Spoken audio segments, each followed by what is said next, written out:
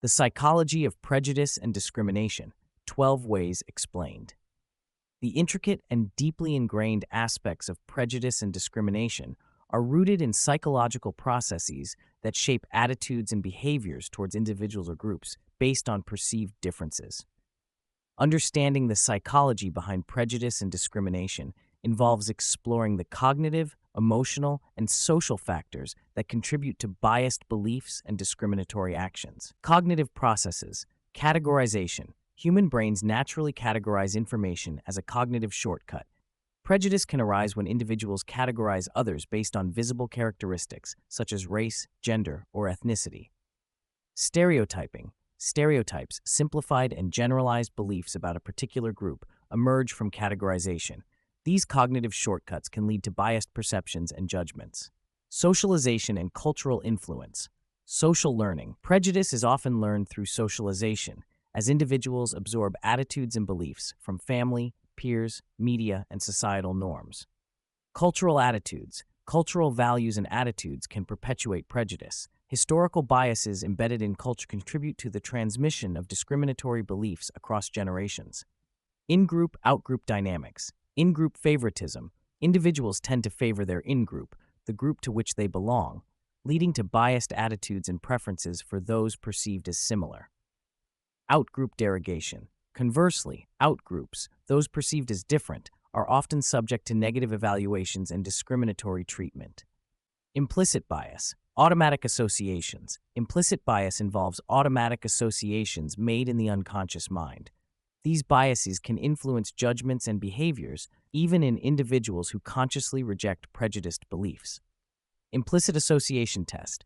Psychologists use the IA to measure implicit biases by assessing the speed of associations between different groups and positive-negative traits. Social identity theory. Identification with groups. Social identity theory posits that individuals categorize themselves and others into social groups. Prejudice arises when individuals derive a sense of identity and self-esteem from their group, leading to bias against perceived threats or competitors.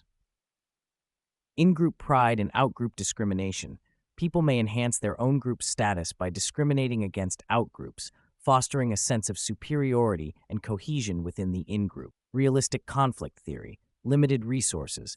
Prejudice can be fueled by competition for limited resources. When groups perceive competition, prejudice and discrimination may arise as a means of securing resources for one's own group. Intergroup conflicts. Realistic conflict theory emphasizes that intergroup conflicts intensify when there is a perceived competition for essential resources. Social contact and contact hypothesis. Positive interactions. Contact between different groups can reduce prejudice when it involves positive interactions and shared goals. Superordinate goals. The contact hypothesis suggests that cooperation towards superordinate goals, goals that transcend group boundaries, can diminish intergroup hostility. Cognitive dissonance. Harmony in beliefs. Individuals may alter their beliefs or attitudes to reduce cognitive dissonance, the discomfort caused by holding conflicting beliefs. This can lead to the justification of prejudiced attitudes.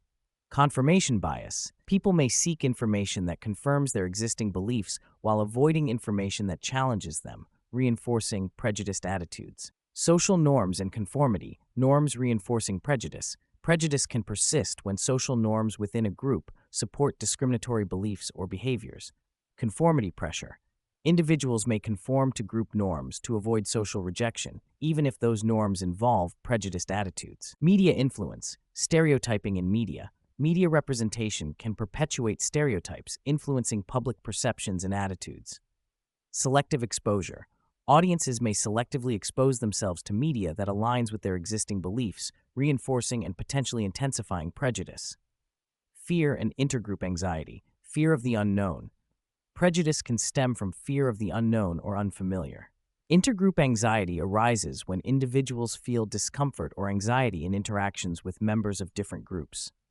Reducing intergroup anxiety. Positive contact, familiarity, and education can help reduce intergroup anxiety, mitigating the impact of fear-based prejudice. Legal and institutional influences. Structural discrimination.